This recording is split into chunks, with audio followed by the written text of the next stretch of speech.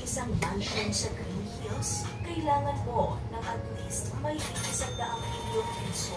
Probably mayroon na itong 5 bedrooms, sariling gym at pool, gaya na lang ng magandang resort-like mansion ng socialite vlogger na si Small Laude. Ilan pa sa sinasabing famous residents nito ay si former President Joseph Estrada, late Fernando Poe Jr. at asawa nitong si Susan Roses, maging ang mag-asawang Richard Gomez at Lucy Torres bago lumipat ng tirahan. 5. Green Meadows. Location, Quezon City. Price range, 145 million pesos to 642 million pesos. Ito ay 77 hectares at isang 5-star, first-class residential village na isa rin sa dinevelop ng Ortigas and Company Limited Partnership Incorporated.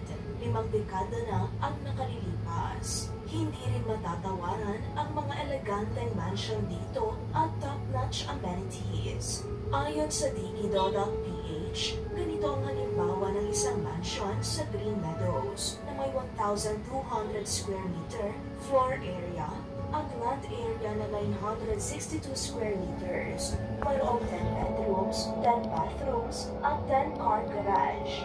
Ilan sa nakakamanghang facilities ng subdivision na ito ay ang clubhouse na The Nest na kayang mag-accommodate ng 300 to 400 persons. Nariyan din ang function rooms, enchanted garden, premier lounge, gym, saltwater swimming pools, playground, park, basketball and tennis court, studio, at iba pa.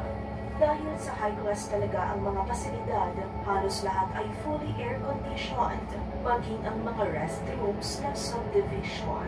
Kilala ito na namumukod dami sa bansa pagdating sa kanilang security system. Nasa world-class category na rin ang Green Meadows dahil sa 3 ISO certifications nito. Ilan naman sa mga prominent personalities na nakabalitang nagkaroon ng lavish mansion dito ay sina Ricky Reyes, Joey De Leon, at Chris Aquino. 4. Valle Verde. Location, Pasig City. Price range, 30